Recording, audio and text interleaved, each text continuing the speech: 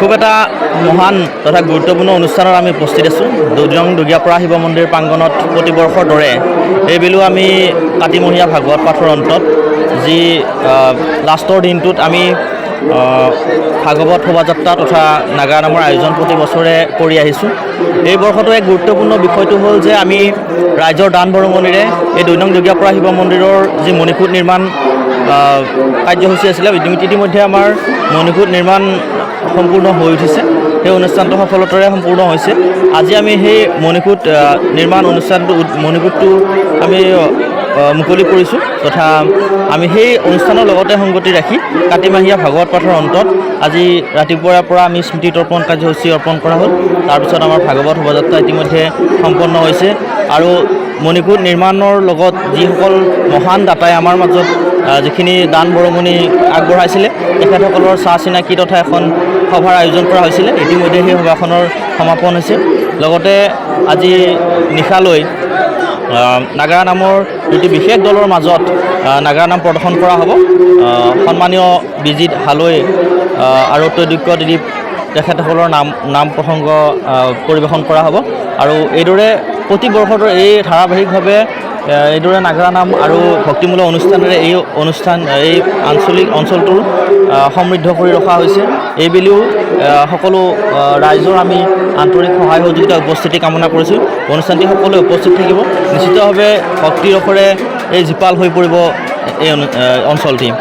42 চনত স্থাপিত আমাৰ দুগিয়াপাৰা শিৱ মন্দিৰৰ যি পৰিৱেশ সৃষ্টি আছিল তেতিয়া আজিৰ এই দিনটোলৈ আমি এনেকৈ উপনীত হৈছোঁহি যে সকলো ৰাইজৰ সহায় সহযোগ আৰু আন্তৰিক শুভেচ্ছা আৰু আৰ্থিক অনুদানেৰে আমি মণিকূট ভাগি সম্পূৰ্ণভাৱে নিৰ্মাণ কৰিবৰ কাৰণে সক্ষম হৈছোঁ।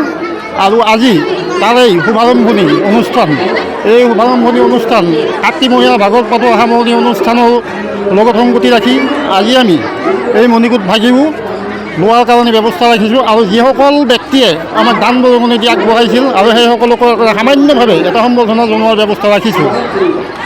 লগতে আজি গোটেই ৰাইজ লগ লাগি মণিকূট ভাগি লোৱাৰ লগত সংগতি ৰাখি আন এটা কাৰ্যসূচী আমাৰ আছে যে নিশা 8 বজাৰ পৰা পালনাম ধৰা হ'ব, 2 যোৰা নাম মাতা হৈছে আৰু তেতিয়া সেই নামেৰে আজিৰ এই কাতিমহীয়া ভাগৱত পাঠটো সামৰণি মৰা হ'ব।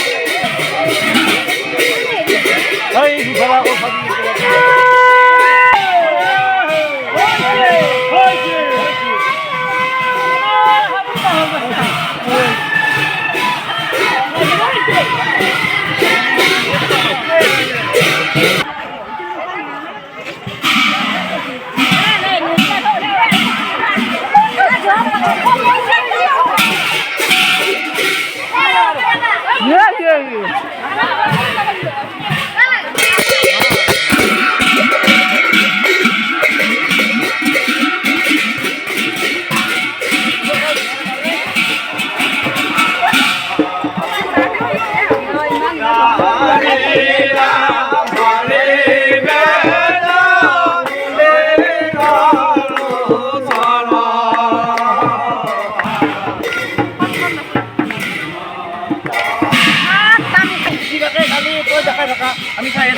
এই বলে না বসিয়া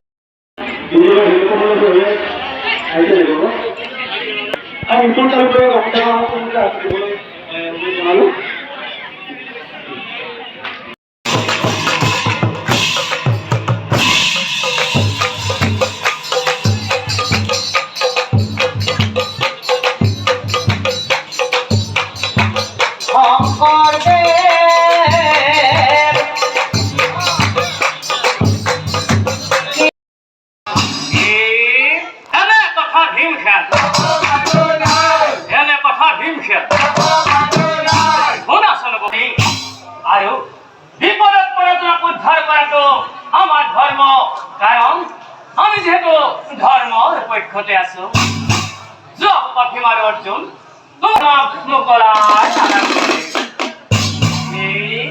কথা শুনিলে ভাই